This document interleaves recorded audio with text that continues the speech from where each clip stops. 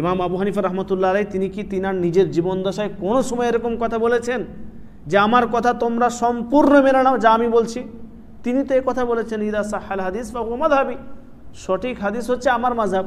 তিনি একজন বড় মুজতাহিদ ছিলেন, তিনার থেকে ভুল হয়ে যাওয়ার সম্ভাবনা আছে, তিনি মানুষ একজন। তো তিনার থেকে যে সমস্ত ভালো কথাগুলো এসছে বা সহি কথাগুলো এসছে বা তিনি যে সমস্ত কথাগুলি বলেছেন যেটা আল্লাহ রাসূল সাল্লাল্লাহু আলাইহি ওয়াসাল্লামের সাথে মিলে গেছে সেটা আপনি মেনে নেন, আর যেটা মিলেনি সেটার কোনো দাম নেই। আর দুনিয়ার যত বড় ইমাম আসুক না কেন, রাসূলুল্লাহ সাল্লাল্লাহু আলাইহি ওয়াসাল্লামের কথার সাথে, কোরআন ও হাদিসের কথার সাথে তার কথা যদি না মিলে সেটা আপনি নেবেন না, আপনি এটা স্পষ্ট। তাহলে মাযহাবের ক্ষেত্রে বা আমরা হানাফি বলছি নিজেকে দাবি করার ক্ষেত্রে এরকম কেন গোড়ামি করি যে আবু হানিফা যাই বলেছে সবই ঠিক?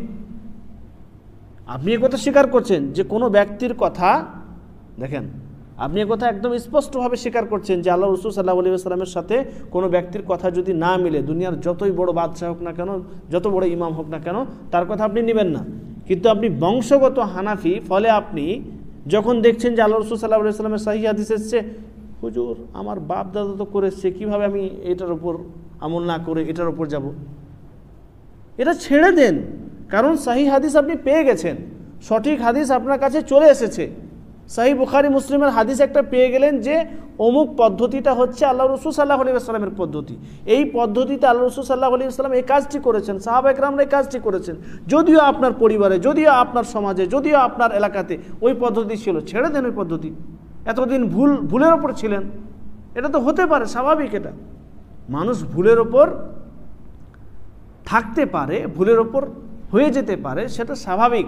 কিন্তু একথা যখন আপনি স্বীকার করছেন যে রাসূল সাল্লাল্লাহু আলাইহি ওয়াসাল্লামের হাদিস যেখানে আসবে সেটা যদি আল্লাহ রাসূল সাল্লাল্লাহু আলাইহি ওয়াসাল্লামের হাদিস হয়, সেটা যদি আল্লাহ রাসূল সাল্লাল্লাহু আলাইহি ওয়াসাল্লামের কর্ম হয়, তাহলে দুনিয়ার আর কোনো মানুষের কথা মানব না।